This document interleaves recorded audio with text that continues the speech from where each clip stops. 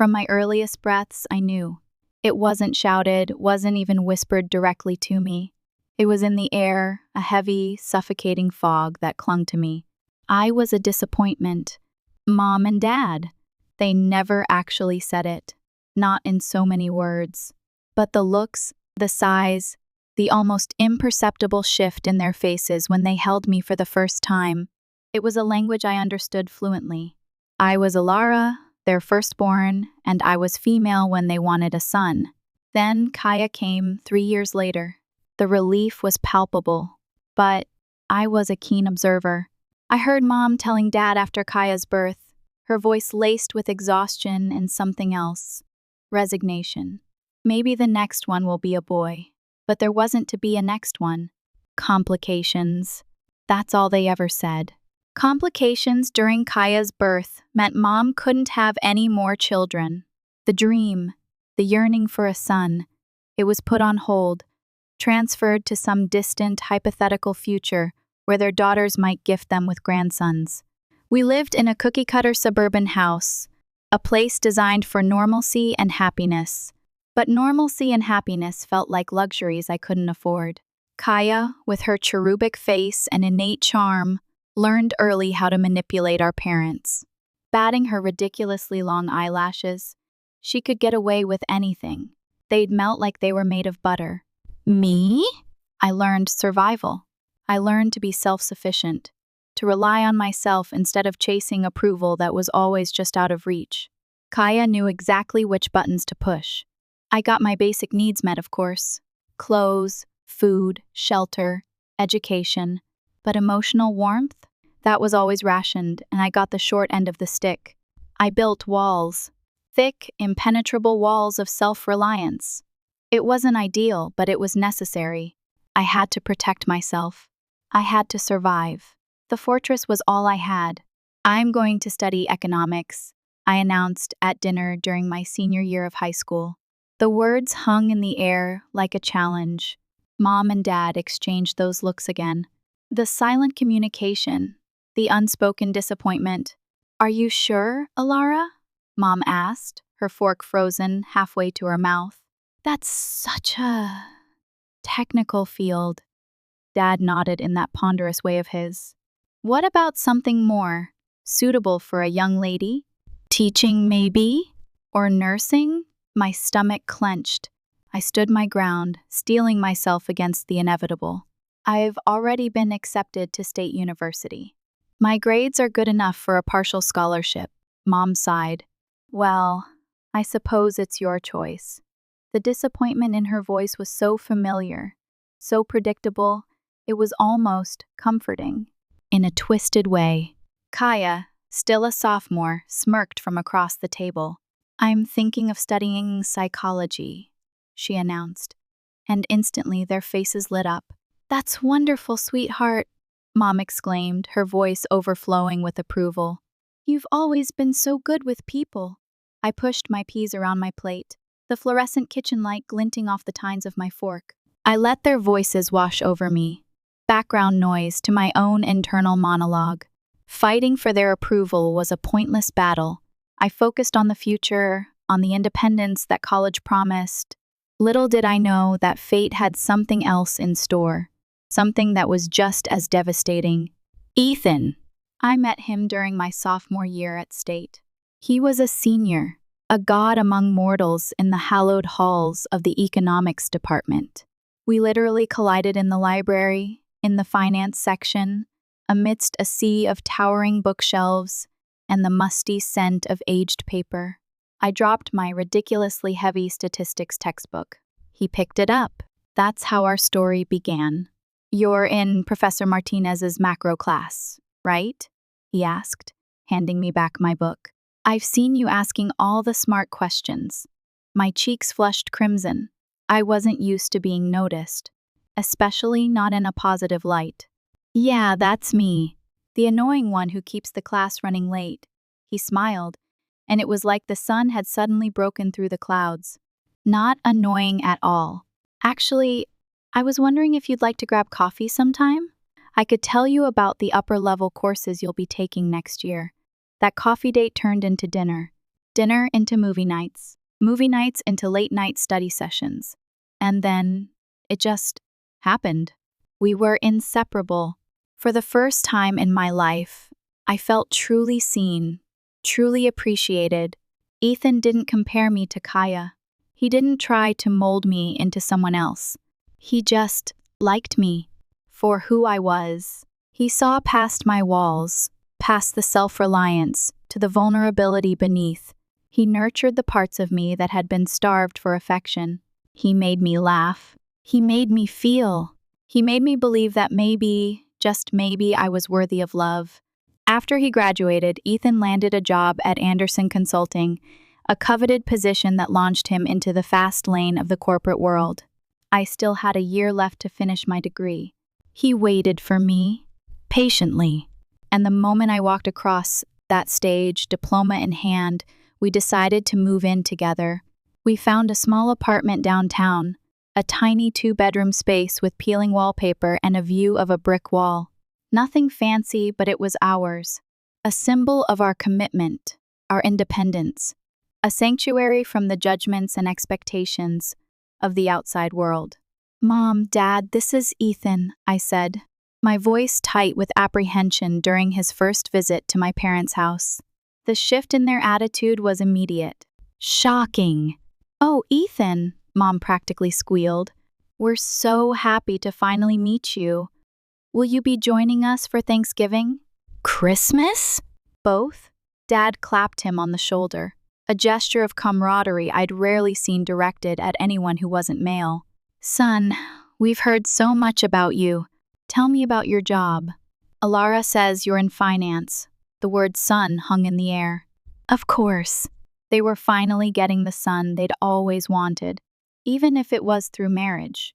I watched, numbly, as they fawned over Ethan, grilling him about his career plans, his future prospects, when he thought he might want to settle down. Kaya, who was still living at home, freshly graduated and floundering in the job market, sat silently in the corner during these family gatherings, her eyes like daggers pointed directly at me. For once, I was the sister who had something she wanted, and she couldn't stand it. After a year of living together, during a quiet dinner at home, Ethan got down on one knee. The clinking of the silverware felt suddenly deafening. "Alara," he began, his voice trembling slightly, "you are the most amazing woman I know. Will you marry me?" I said yes. Immediately. Without hesitation. We decided on a small, intimate wedding, just close friends and family. Despite my parents' protests. "It's your big day, Alara," Mom argued, her voice laced with disapproval. "Don't you want something more special?"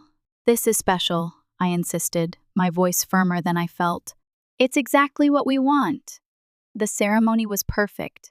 Small. Meaningful. Personal.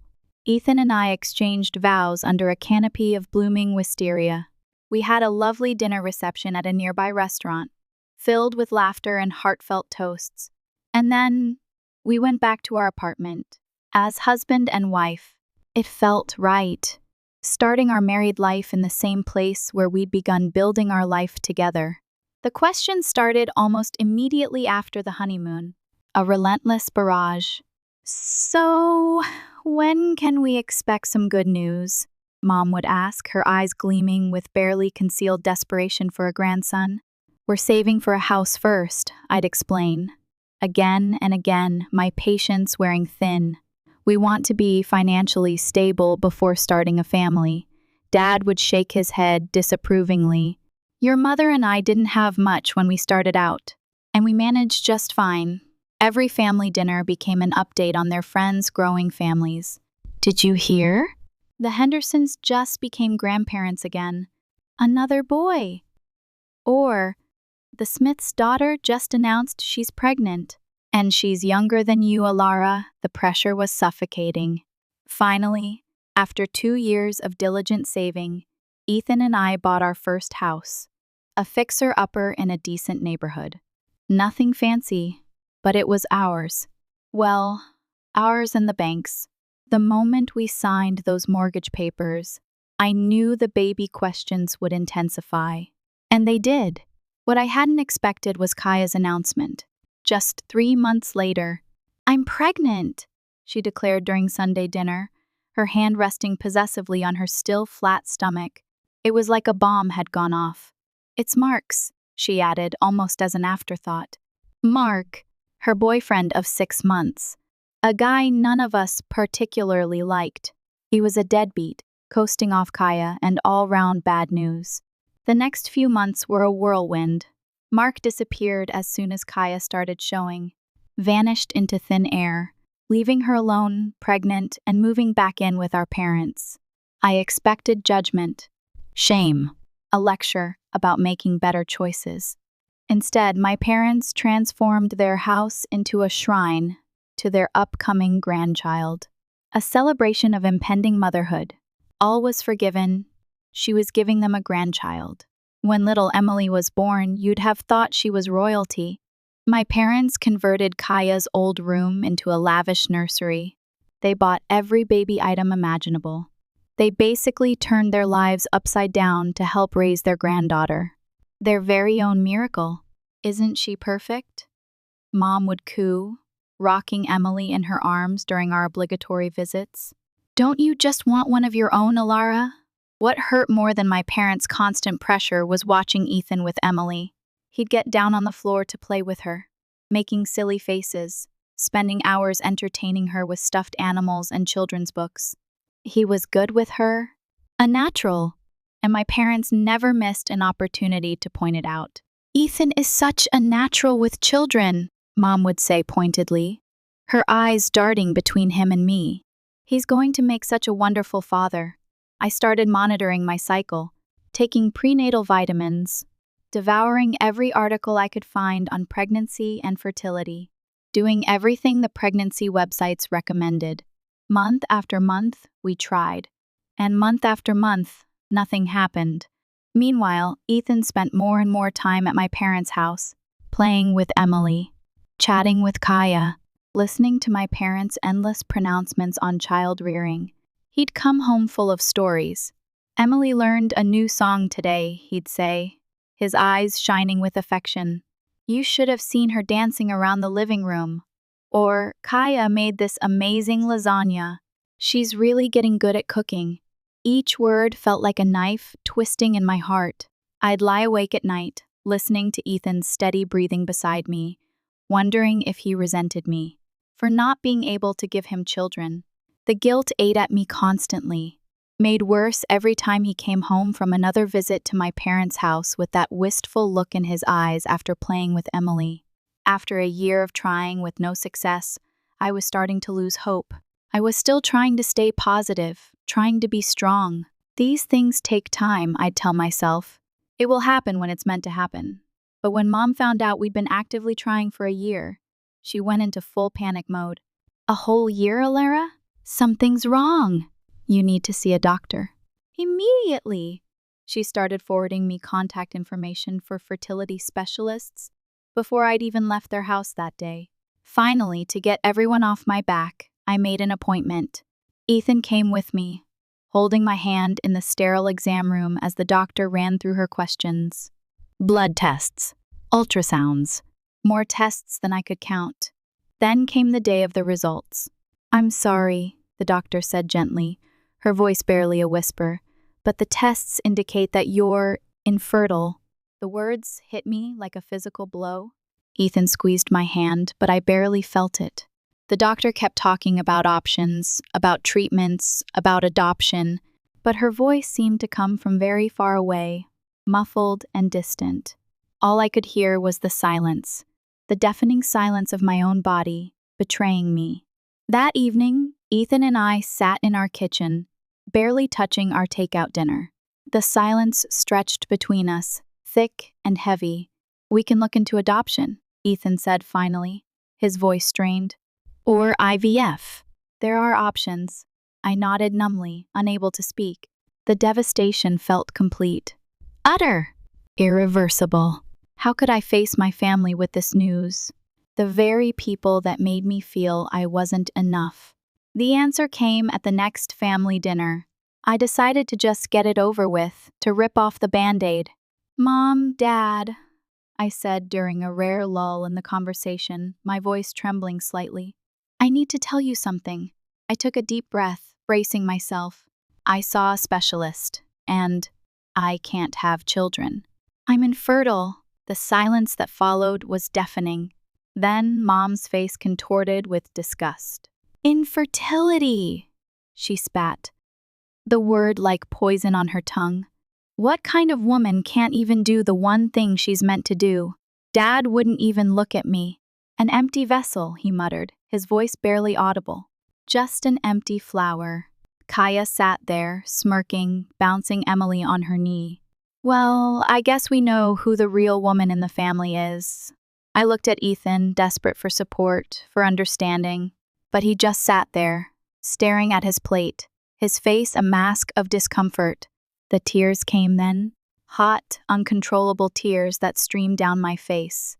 I pushed back from the table and ran out of the house, ignoring their calls behind me. After that night, I couldn't bring myself to go back to their house. I didn't want to see the pity in my mother's eyes, the disappointment in my father's, the smug satisfaction on Kaya's face. But Ethan kept going. He needed to be there for Emily, he said. For my parents, for Kaya. He'd come home full of stories about her amazing parenting skills, her natural maternal instincts. Emily learned a new song today, he'd say, his voice laced with a wistful tone. You should have seen her dancing around the living room. Or, Kaya made this amazing lasagna. She's really getting good at cooking. Each word was like a tiny shard of glass piercing my heart. I'd lie awake at night, listening to Ethan's steady breathing beside me, wondering if he regretted marrying me, if he wished he'd chosen someone else. Someone who could give him children, a real family.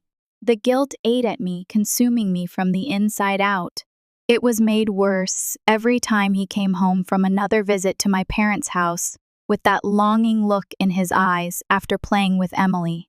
I started to feel like he was just going to have an affair, or leave me. He'd want a family, not a broken, barren, empty one. It was a regular Tuesday, an ordinary day. I came home early from work, my arms laden with Chinese takeout. Ethan's favorite. I was trying. I swear I was. But the house was empty. And dark. His car wasn't in the driveway, which wasn't unusual, but something felt off. I called his cell. No answer. Called again. Straight to voicemail. My phone buzzed. An Instagram notification. Kaya Thompson posted a new photo. I usually ignored her posts. Carefully curated images of domestic bliss, designed to make me feel inadequate. But something made me click this time. An inexplicable sense of dread. My stomach dropped as the image loaded. Ethan, sitting on my parents' couch, Emily in his lap, and Kaya. Kaya pressed against his side, her arm draped possessively around his shoulder. All three of them grinning at the camera. The caption read, "Family time with my favorite people."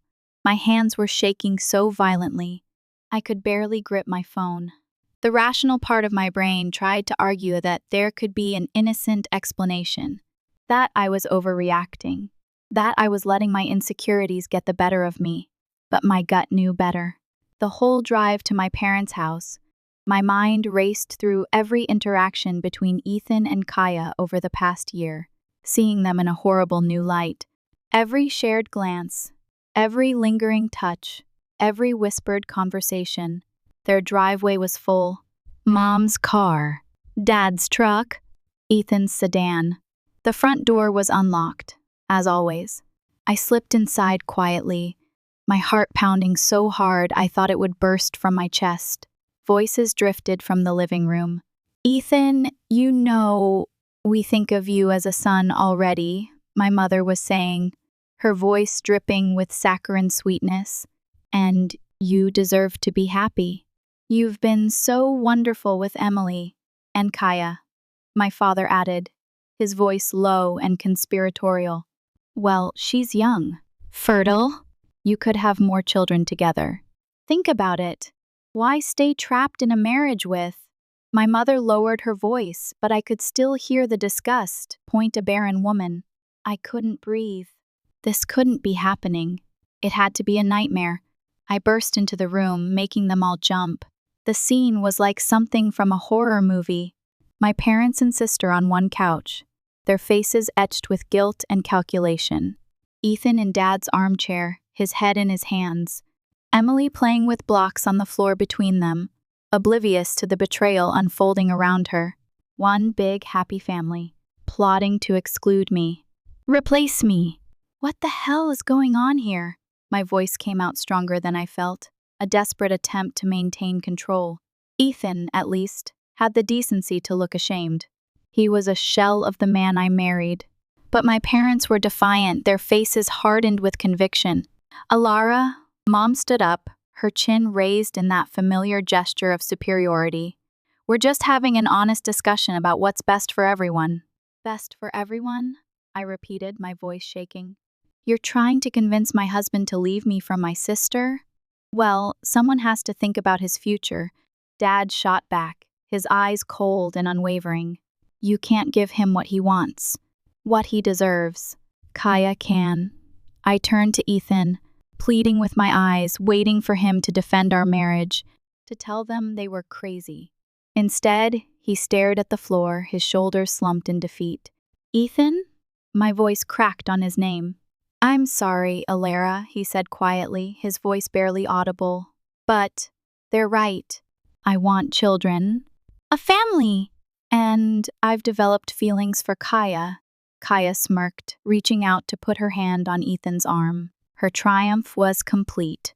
Get out, I said, my voice low and dangerous. You don't belong here anymore. This is my family now. I looked at each of their faces. My father's stern disapproval, my mother's cold satisfaction, Kaya's triumphant smile, Ethan's guilty avoidance. For years of marriage, a lifetime of family ties, all meaningless. Without another word, I turned and walked out. I drove home in a daze, the world a blur of lights and shadows. I packed a suitcase on autopilot, my hands moving mechanically, devoid of feeling. I left a note for Ethan. A single sentence scrawled on a piece of paper. File for divorce. I'll have my lawyer contact yours. The divorce was quick and clinical. We split everything down the middle. The house, the savings, the furniture, the memories. I found a small apartment across town, a sterile, impersonal space that felt like a temporary holding cell. I threw myself into my work, burying myself in spreadsheets and financial reports, trying to forget. But social media had other plans. One morning, my coworker gasped at her phone during coffee break, her face contorted with horror. Oh my God, Alara, I'm so sorry. I forgot to unfollow your sister. She tried to hide her screen, but I'd already seen it. Kaya, in a massive white dress. Ethan in a tux. My parents beaming beside them, radiating pride and approval. The wedding I should have had. The family I should have been a part of. It's fine, I said, forcing a smile, even though it wasn't. I hope they're very happy together. I wasn't enough, but I was replaceable. A year later, another announcement popped up on my feed. A carefully staged photo of Kaya holding a newborn baby. Welcome, baby Rose. My replacement had produced the daughter they'd always wanted. Ethan now had his perfect little family, Emily, whom he'd adopted, and his new baby with Kaya. I deleted all my social media accounts that day. I couldn't take it anymore. I couldn't watch their happiness, their perfect life, built on the ruins of mine. I was done. Life has a funny way of surprising you. Just when you think you've reached the bottom, when you're convinced that things can't possibly get any worse, something extraordinary happens. I was shopping for groceries one Saturday morning, trying to navigate the crowded aisles of the supermarket, when my cart collided with someone else's. Oh! I am so sorry, a deep voice said, laced with genuine concern. I looked up, and into the kindest brown eyes I'd ever seen. I'm Michael, he said, helping me pick up my scattered groceries. Can I buy you coffee to apologize for being such a klutz? One coffee turned into dinner, dinner into dating, and suddenly, I was falling in love again. But this time, it was different. This time, it felt real. And I knew it was time to be honest. I need to tell you something, I said one night. 6 months into our relationship, my voice trembling with vulnerability. I can't have children. I'm infertile. Michael took my hands in his eyes filled with tenderness. Alara, I love you. If we want kids someday, we'll adopt. Or we won't. I just want you. His acceptance was a balm to my wounded soul. For the first time, I felt truly loved for who I was, not for what I could give. We got married in a small ceremony at the courthouse. Just us and a few close friends. No family drama, no expensive dress, no expectations. Just love. Pure, unconditional love. He was the calm I needed. The safe harbor, and what I didn't know was that the sea was about to get rough again. A year into our marriage, I started feeling strange. Nauseous in the mornings, dizzy at odd times, exhausted, even after a full night's sleep. Michael insisted I see a doctor. Just to be sure. Miss S. Thompson, the doctor said, looking at my test results, a strange expression on her face. Congratulations. You're pregnant. I stared at her, dumbfounded. That's impossible. I'm infertile. I have the tests to prove it. She smiled gently, her eyes crinkling at the corners. The human body is mysterious.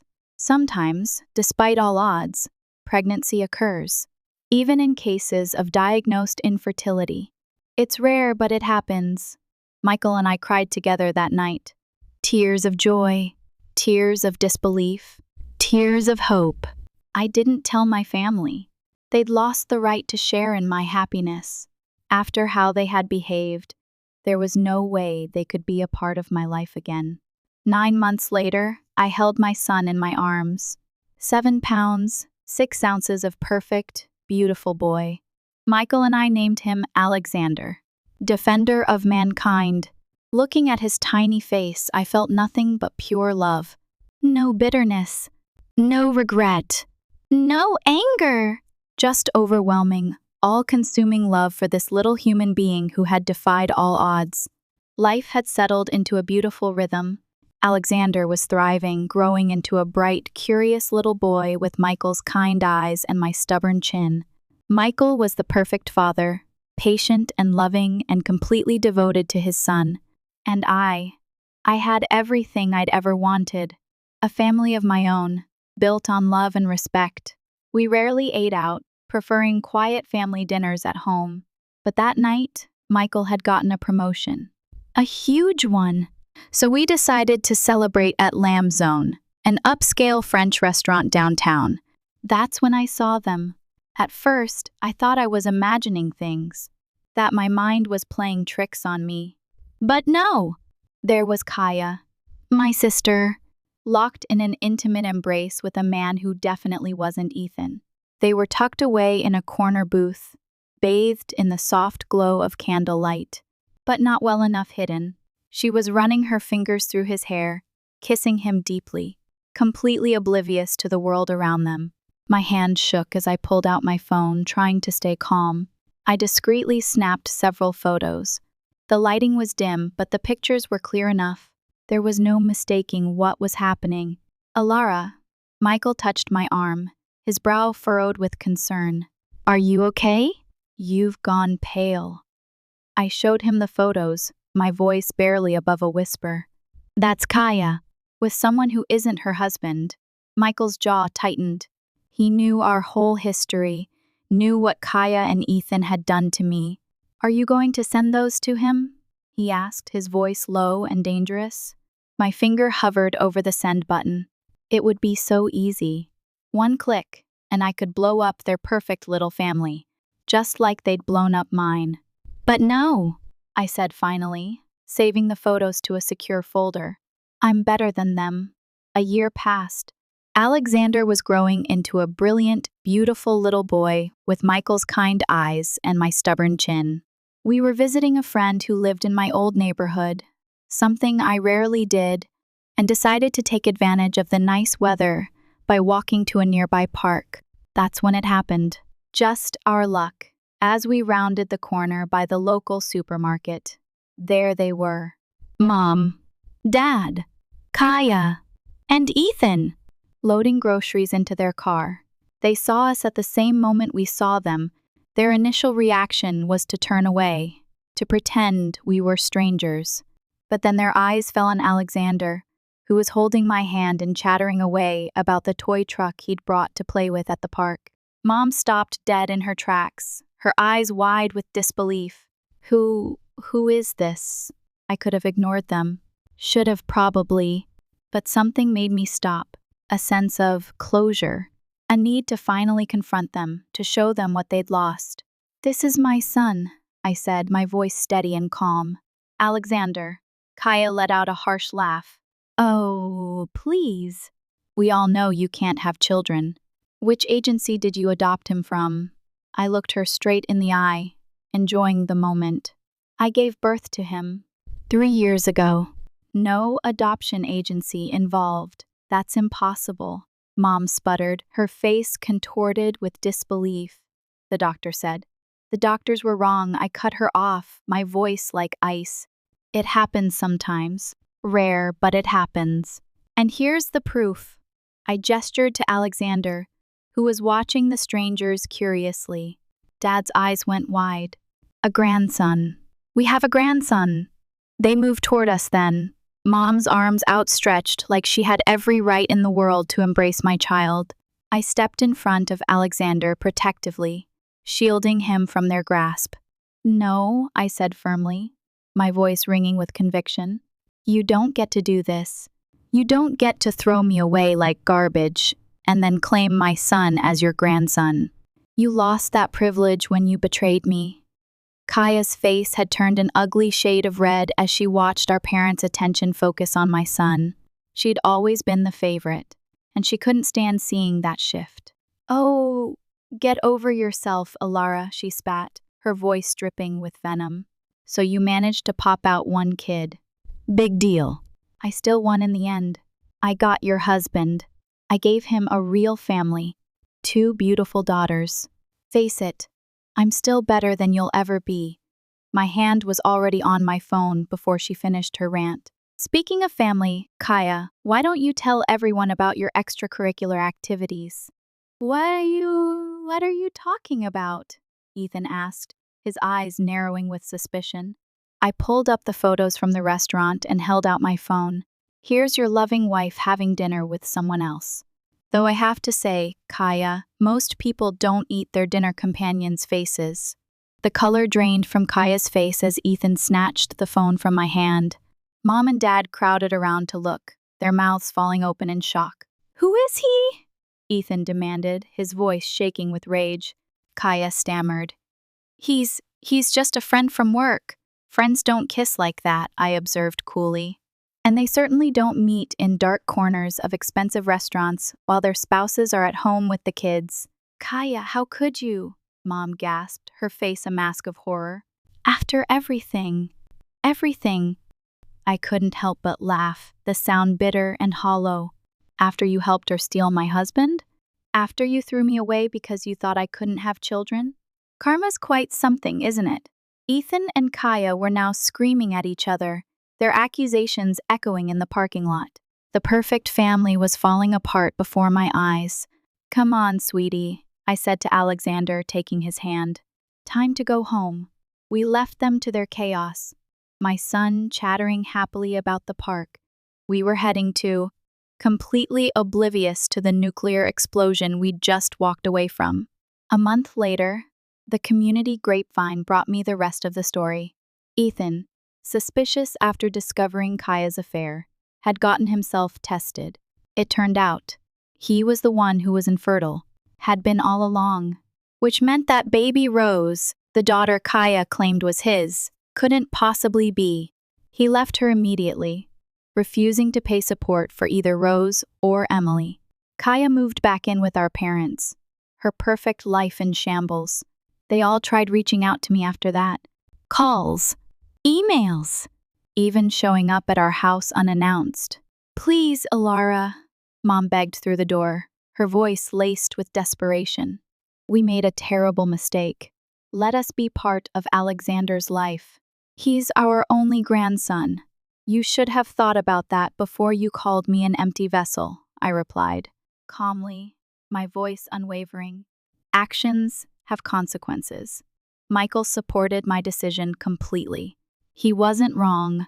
Family isn't about DNA, he said one night as we watched Alexander playing with his blocks. It's about love, respect, and loyalty. They showed you none of those things.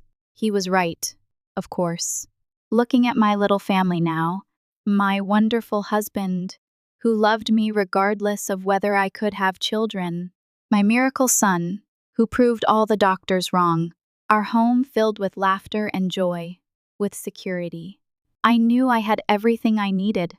I was enough. I am enough. Sometimes the family you're born into isn't the family you're meant to have. Sometimes you have to build your own, with people who choose you back. I chose Michael, and he chose me. We chose Alexander, and he chose us right back. With his first smile, his first word, his first steps. That's what real family means. And I wouldn't have it any other way. Years have passed. Alexander is a teenager now, a confident, compassionate young man with a dry wit and a penchant for philosophical debates. Michael and I are still happily married, our love deepened by the shared joys and challenges of raising a child together. I haven't spoken to my parents or Kaya since that day in the supermarket parking lot. They've tried to contact me, of course. Birthday cards for Alexander, Christmas greetings, occasional emails filled with apologies and promises of change.